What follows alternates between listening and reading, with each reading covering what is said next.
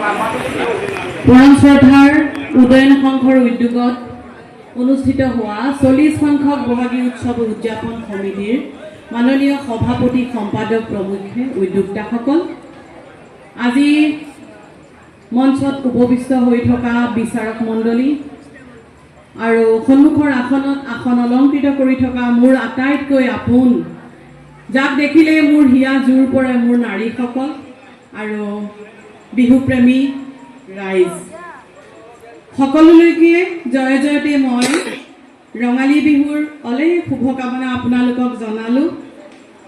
আৰু ৰঙালী বিহুৰ কথা ইয়ালৈ আহি প্ৰথম অনুভৱটোৱে এইটো হৈছে যে মই নিজৰ যে জন্ম গাঁওখনলৈহে গ'লোঁ, ময়ো গাঁৱৰ পৰাই অহা আৰু আহি বিহু বুলিলে আমি এনেকুৱা এটা পৰিৱেশ সাধাৰণতে আজিকালি দেখিবলৈ নাপাওঁ। কাৰণ ইয়াত দেখিছোঁ ইমান কণ কণ ল'ৰা ছোৱালী, কণৰ পৰা জ্যেষ্ঠসকললৈকে যি খেলৰ অনুশীলন ইয়াত হ'ল, সঁচাকৈ আপ্লুত হ'লোঁ। এনে ক'ৰবাত গ'লে অকণমান সময়ৰ প্ৰতি লক্ষ্য ৰাখোঁ, কিন্তু ইয়াত এনেকুৱা লাগিছে অকণমান বহিও বেয়া লগা নাই, ভাল লাগিছিল। আৰু যা হওক, মই জয় জয়তে সকলোলৈকে পুনৰ ৰঙালী বিহুৰ শুভকামনা জনালোঁ। আৰু আমাক আজি এই অনুষ্ঠানটোত বিশেষকৈ আমাক দায়িত্ব দিছিলে যে বিয়ানাম প্ৰতিযোগিতাৰ উদ্বোধন কৰিবৰ বাবে। মই আনুষ্ঠানিকতা ইয়াত অনুষ্ঠিত কৰিবলৈ পাই অতি সুখী হৈছোঁ আৰু সেই চেগতে মই মোৰ মৰমৰ অৰ্চনাক ধন্যবাদ জনাইছোঁ। কাৰণ তেখেতৰ সন্মানৰ আদেশৰ প্ৰতি সন্মান জনাইহে মই আহিছোঁ আৰু আহি উদ্বোধকৰ ভাষণ নাথাকে, আপোনালোক সকলোৱে জানে, গতিকে সেইকাৰণে বৰ সুখেৰে আহোঁ মানে উদ্বোধন কৰিবলৈ। কিন্তু আহিছোঁ এইটো কাৰণে বিয়ানামৰ যিসকল প্ৰতিযোগী, বিশেষকৈ সেইসকলক মই শুভকামনা জনাইছোঁ, ধন্যবাদ জনাইছোঁ অন্তৰৰ পৰা।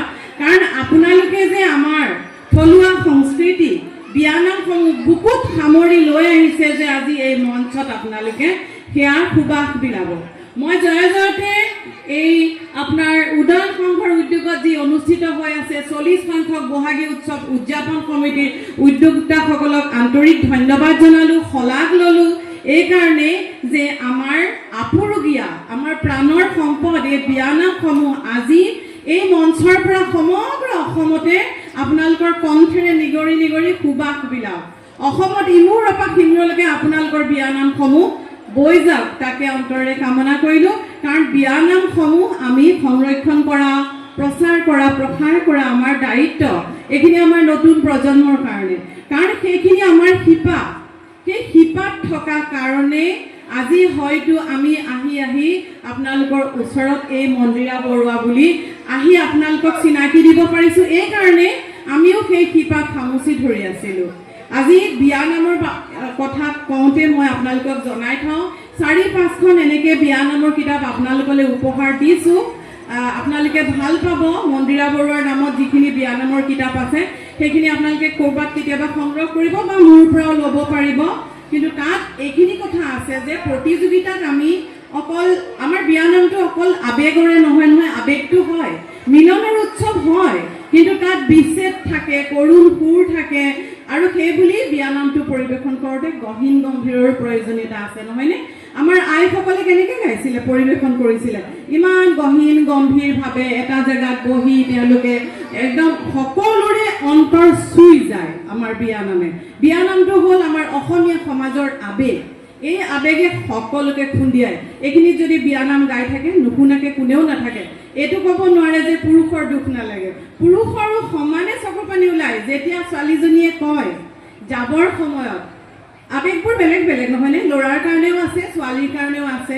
মই ল'ৰাৰ কাৰণে থকা এটা আৱেগ আপোনালোকক শুনাওঁ। যেতিয়া ছোৱালীজনী আমাৰ গাঁওখনৰ পৰা বেলেগ এখন ঘৰলৈ যায়, তেতিয়া ছোৱালীজনীয়ে দেউতাকক কয়, যেনেকৈ আমি কওঁ যে হাতত পাণ বটালৈ যিটো আমি পৰিৱেশন কৰোঁ, সেই নামটোৰ দৰে তেওঁ যেতিয়া দেউতাকক কয় যে দেউতা মই বোৱা তাঁতশালখন, দেউতা ভাঙিলে পেলাবা, দেউতা যেতিয়াই সময় পান এজুতি গামোচা তোমালৈ বৈ যাম।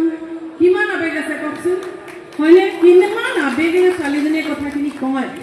ল'ৰাটোৰ ক্ষেত্ৰতো আছে। আমি যে ছোৱালীজনী উলিয়াই